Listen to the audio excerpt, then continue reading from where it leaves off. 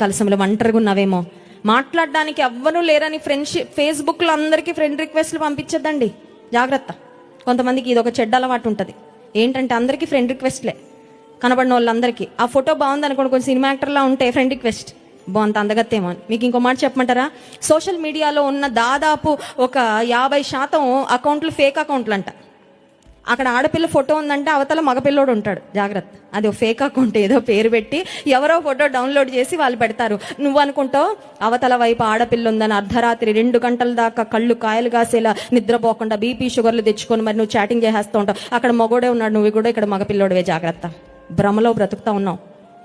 ఎవరో ఒకరు మాట్లాడాలి, ఎవరో ఒకరితో సంభాషణ చేయాలి, ఎవరో ఒకరితో హృదయాన్ని పంచుకోవాలని ఎవరు పడితే వారి కొరకు నువ్వు స్నేహం కొరకు తాపత్రయపడద్దు.